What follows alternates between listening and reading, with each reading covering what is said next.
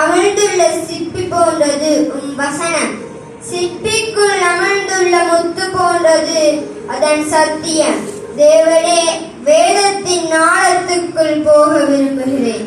வேதத்தில் சுழியோடி முத்துடன் கரையேற உமதருள் வேண்டுகிறேன்.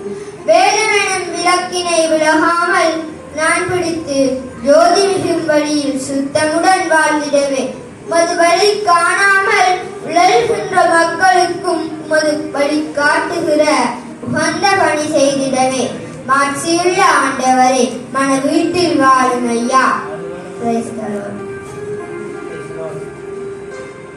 ஒரு வேத புத்தகம், அதற்குள் 66 புத்தகங்கள், 39 பழைய ஏற்பாட்டில், 27 புதிய ஏற்பாட்டில். ஆகமங்கள் 5: ஆதிகாமம், யாத்திராகமம், லேவியராகமம், எண்ணாகமம்.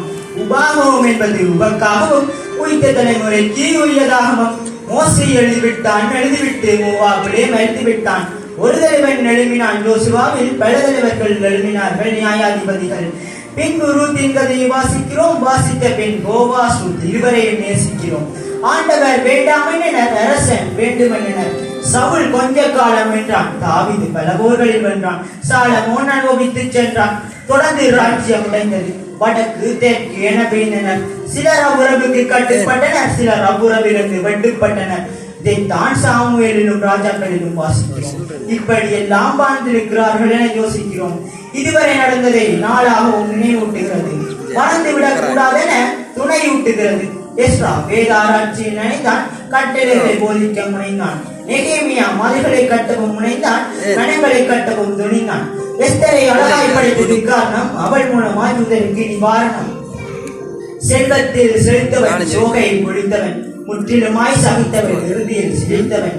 யோபு, உன்னை வாசித்து என் கண்களை திறந்தேன், என் சிறு சிறு சோதனைகளை மறந்தேன்.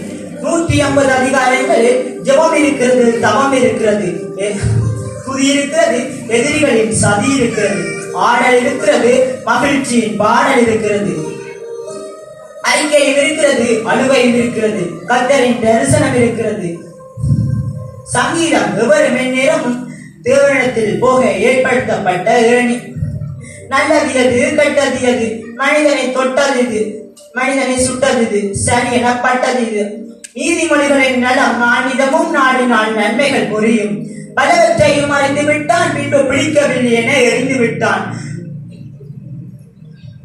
முற்றும் மாயனை ஒழித்து விட்டான், பலரது பற்றும் மாயனை பறித்து விட்டான். பிரசங்கி முழுவதும் சாலமோனின் புலம்பல், அனுபவித்த பிறகு ஐயோ அலம்பல். உன்னதமாயிருக்கிறது உன்னத பாட்டு, எவர் மனதும் மயங்கும் இதனை கேட்டு. ஏசாயா முதல் தானியல் வரை வெறும் தீர்க்கதரிசிகளின் தொகுப்புரை. தரிசனங்கள், பாரங்கள், ஐயோக்களின் யுத்தங்கள், பின்பு ஆறுதல் தேர்தல், நம்பிக்கையின் சத்தங்கள். ஏசாயா இந்த மாதிரி, எரேமியா வேறு மாதிரி. யூதா சீர்கட்டது, கத்தடத்தில் அவர்கள் பேர் கட்டது. நியாய தீர்ப்பு அவர்களை தொட்டது, இறுதியில் யூதா விழுந்து விட்டது. எரேமியா தொடர்ந்து புலம்புகிறான், தேவனுடைய கோபத்தை விளம்புகிறான்.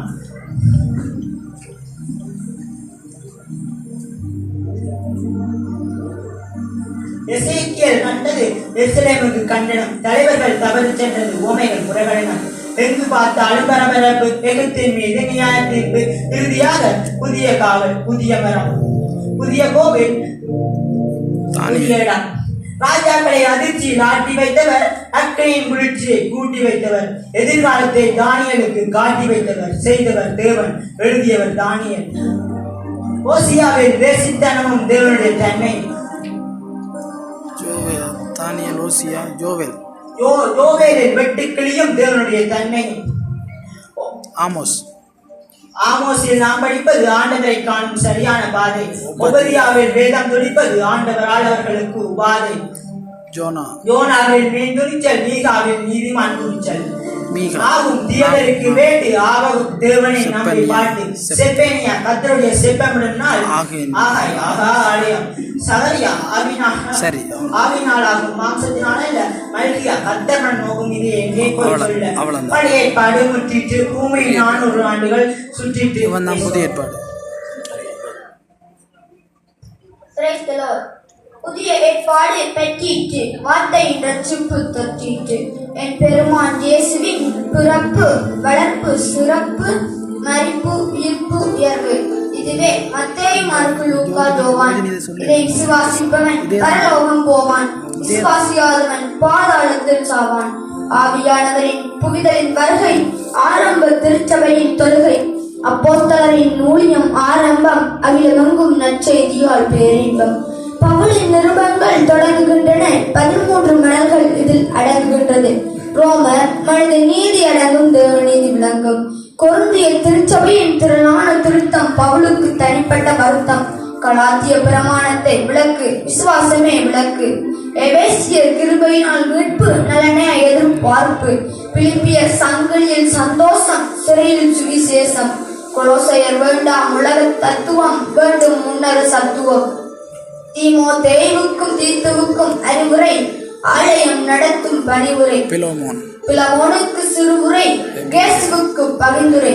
இயேசு எபிரேயர், இயேசு சடங்குகளின் பிரதிபலிப்பு. மெல்கிசேதேக் முறையிருப்பு, நான் விசுவாச குடியிருப்பு.